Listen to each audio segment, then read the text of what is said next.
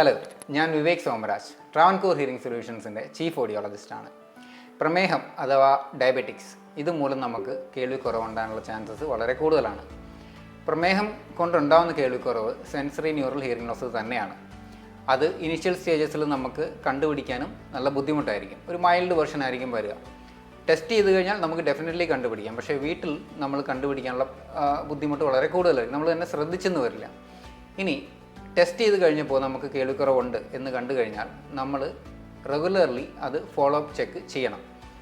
Ideally നമ്മൾ പറയുക വർഷത്തിൽ ഒരിക്കലേലും കേൾവി പരിശോധിക്കണം എന്നുള്ളതാണ്. അതായത് ഉള്ള കേൾവി കുറവ് കൂടിയിട്ടുണ്ടോ അല്ലെങ്കിൽ അങ്ങനെ തന്നെയാണോ നിൽക്കുന്നതെന്ന് അറിയാൻ വേണ്ടിയിട്ടാണ് ഫോളോ അപ്പ് ആയിട്ടുള്ള ടെസ്റ്റിംഗ് പ്രോട്ടോകോൾസ് ഉള്ളത്. നോർമലി ഒരു കൊല്ലം മതി. ഇനി അത് കൂടാതെ ഇതിനിടയ്ക്ക് നമുക്ക് കേൾവി പെട്ടെന്ന് മാറി എന്നൊരു തോന്നൽ വന്നിട്ടുണ്ടെങ്കിൽ, അല്ലെങ്കിൽ കേൾവിക്കുറവ് കൂടിയിട്ടുണ്ട് അങ്ങനെ ഒരു തോന്നൽ വന്നിട്ടുണ്ടെങ്കിൽ 6 മാസത്തിൽ വന്ന് ഒന്നും കൂടെ റീടെസ്റ്റ് ചെയ്യാവുന്നതാണ്.